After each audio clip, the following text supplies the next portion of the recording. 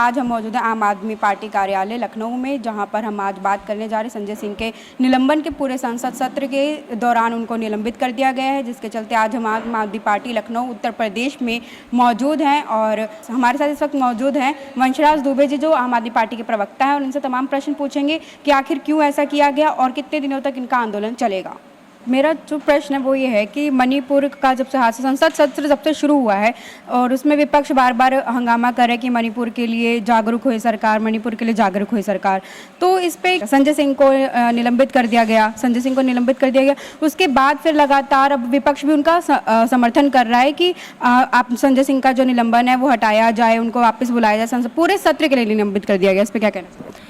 देखिए, आम आदमी पार्टी के राज्यसभा के सांसद संजय सिंह जी का जो निलंबन हुआ है और खास करके जिस मुद्दे पर उनका निलंबन हुआ है, आज हिंदुस्तान के अंदर सबसे ज्वलंत मुद्दा मणिपुर का है।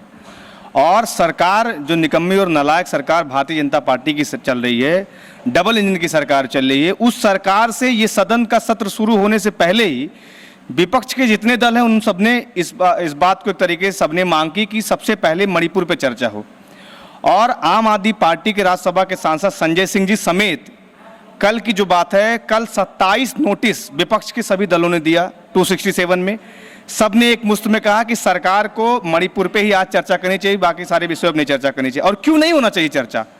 आप सोचिए कि विगत 3 मई से मणिपुर जल रहा था और हमारे देश के प्रधानमंत्री नरेंद्र मोदी जी इन दिनों पिछले 3 महीने से लगभग 1 दर्जन विदेशी यात्राएं कर चुके। वो हमारे देश के गृह मंत्री अमित शाह जी, जिनके अंडर हिंदुस्तान के सारे एजेंसियां, सारी सुरक्षा व्यवस्था जिनके हाथ में है, वो 5 राज्यों की चुनावी सभाएं कर रहे थे।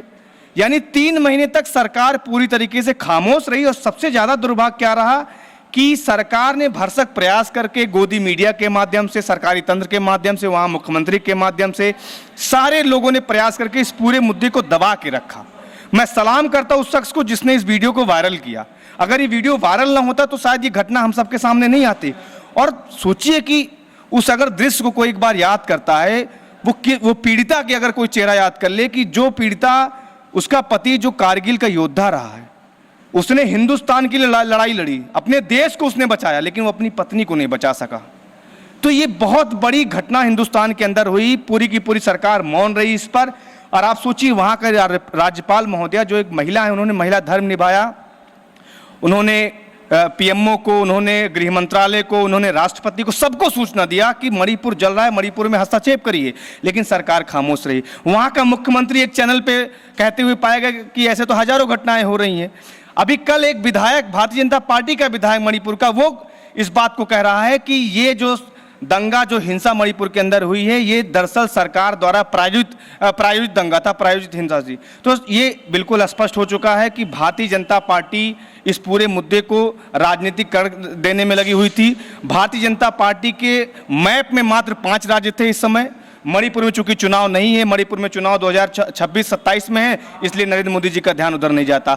आम आदमी पार्टी के राज्यसभा के सांसद संजय सिंह जी किसी दल की वजह से नहीं, वो एक संसद के सदस्य हैं। इंसानियत, आदमियत की वजह से उन्होंने मणिपुर के मुद्दे को उठाया और उनका निलंबन हो गया। ये बहुत दुर्भाग्यपूर्ण रहा कि किस तरीके से वहाँ पे देखा गया कि विपक्ष के सारे नेता चिल्लाते रहे इस बात का कि कम से कम उनके निलंबन पे वोटिंग तो कराइए। लेकिन तानाशाही की पराकाष्ठा है नरेंद्र मोदी जी की कि जब उनको वोट लेना होता है तो मणिपुर की बहनें हो जाती हैं, मणिपुर के भाई हो जाते हैं। लेकिन अब चूंकि वोट अभी 2026 में मिलेगा, तो इसलिए वहाँ पर मात्र 2 सीटें हैं लोकसभा की, तो बहुत ज़्यादा उनकी सेहत पे फर्क नहीं पड़ता।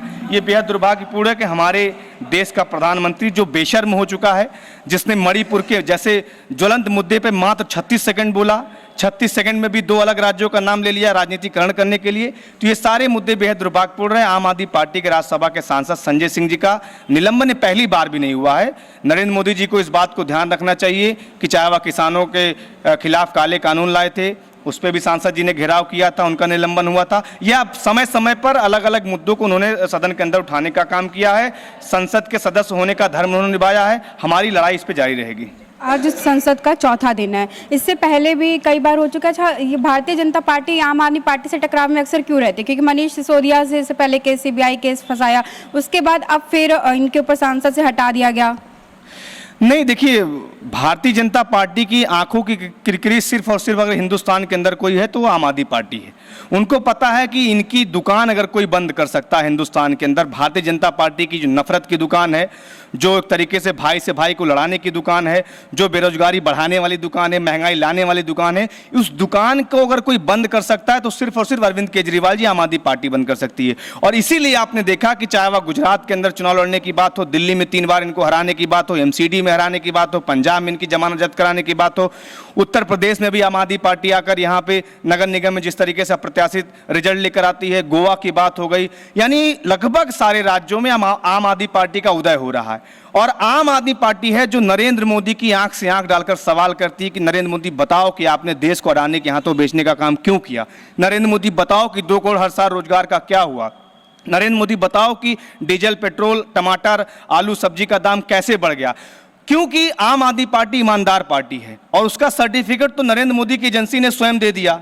ईडी का पूरे देश के अंदर ईडी नोटिस देती है संजय सिंह अन्य नेताओं को, लेकिन हिंदुस्तान के अंदर पहली बार हुआ कि एक दल के नेता माननीय सांसद संजय सिंह जी ने ईडी को नोटिस दे दिया और ईडी को माफी मांगनी पड़ी। तो ये बहुत बड़ा मैसेज है, अगर आप राजनीतिक रूप से समझें कि कितना बड़ा राजनीतिक संकेत है कि हिंदुस्तान के अंदर अगर कोई ईमानदार दल है, कोई ईमानदार पार्टी है तो आम आदमी पार्टी है, जो नरेंद्र मोदी की आंख से आंख लगाकर लगातार सवाल कर रही। शायद इसीलिए कि उनको कुंठा है इस बात से कि अगर अच्छे स्कूल बन रहे हैं तो मनीष सिसोदिया को उठाकर अंदर डाल दो, अच्छे अस्पताल बन रहे हैं जिसकी चर्चा हिंदुस्तान के बाहर हो रही तो सत्येंद्र जैन जी को उठा के अंदर डाल दो, अरविंद केजरीवाल जी को कभी बुला लो, कभी संजय सिंह को परेशान करो, कभी संजय सिंह के करीबियों को परेशान करो। ये भारतीय जनता पार्टी का कुचक्र है। लेकिन इस बात को याद रखना चाहिए नरेंद्र मोदी को कि आम आदमी पार्टी आंदोलन की कोख से पैदा हुई पार्टी है। हमको ये पार्टी किसी विरासत में नहीं मिली है, हिंदुस्तान के कोने कोने के लोगों ने इसमें अपना तन मन धन न्यौछावर करके इस पार्टी को बनाया है। तो जाहिर सी बात है कि ये जो पार्टी है यही एक ऐसी पार्टी है जो नरेंद्र मोदी को सत्ता से उखाड़ फेंकने का काम करेगी। अंतिम प्रश्न, ज़्यादा समय नहीं लूंगी। अमित शाह इस पर लगातार बोल रहे हैं कि विपक्ष अपना काम नहीं करने दे रहा है, मणिपुर के ऊपर कार्यवाही नहीं करने दे रहा, लगातार हमलावर कर रहे हैं। शांति, थोड़े दिन शांत रखिए, उसके बाद हम खुद ही कार्यवाही इस पे करेंगे। भाई क्या कार्रवाई करेंगे? 90 दिन से मणिपुर जल रहा है। भारतीय जनता पार्टी, अमित शाह इस देश के गृह मंत्री हैं। अमित शाह के डिक्शनरी में, अमित शाह के मैप में मात्र 5 राज्य है। वो चुनावी सभा कर रहे हैं तमिलनाडु में जाके, छत्तीसगढ़ में जाके, मध्य प्रदेश में जाके, राजस्थान में जाके, उनको तमाम घटनाएं याद आ रही। लेकिन मणिपुर जो विभत्स घटना हुई, इंसानियत को तार तार होना पड़ा, हम सबको शर्म आई, हिंदुस्तान को शर्म, हम लोग का सिर जो है शर्म से झुक गया। लेकिन हमारा देश का प्रधानमंत्री इसमें भी राजनीति करने में लगा हुआ है। वो ऐसी महिला को आगे कर रहा है, स्मृति ईरानी, कि जो जब चुनाव होता है तो स्मृति ईरानी जाकर वहां पे छाती पीटने का काम करती हैं, चूड़ियां गिफ्ट करने का काम करती हैं। आज स्मृति ईरानी मौन है। और सबसे दुर्भाग्य किस बात का है कि एनसीडब्ल्यू हिंदुस्तान के अंदर है। एनसीडब्ल्यू में आपने एनसीडब्ल्यू क्यों बना के रखा है? क्योंकि वहां पर मोटी तनख्वाह ली जा रही है। वहां जो है जून में सूचना दी गई एनसीडब्ल्यू को कि इस पे कार्रवाई करिए, लेकिन एनसीडब्ल्यू एसी कमरों में मस्त रहा, रील्स बनाने में मस्त रहा। हिंदुस्तान के एनसीडब्ल्यू रील्स बना रहा है, 2.5 लाख, 3 लाख, 4 लाख रुपए तनख्वाह लेकर वो रील्स बना रही हैं, जो महिलाएं, जो जिम्मेदार महिलाएं हैं। तो ये बेहद शर्मनाक है। दिल्ली की महिला आयोग की अध्यक्षा स्वाति मालीवाल आज होके आई है। आप उस परिवार से मिलिए जिस व्यक्ति ने हिंदुस्तान के लिए गोली खाई हो, लाठी खाई हो, क्या क्या नहीं झेला हो। उसकी पत्नी को सरेआम नंगा करके परेड कराया जा रहा है। शर्म से डूब के मर जाना चाहिए स्मृति ईरानी को, जो महिला विकास मंत्री हैं। हिंदुस्तान के प्रधानमंत्री को अपनी गद्दी पे रहने का 1 सेकंड भी उनको रहने का नैतिक अधिकार नहीं है। बहुत बहुत धन्यवाद। तो हमारे साथ अभी थे आम आदमी पार्टी के प्रवक्ता, और ऐसे तमाम खबरों जानकारी के साथ जुड़े रहने के लिए बने रहें। RNI के साथ मैं दिव्या श्रीवास्तव, धन्यवाद।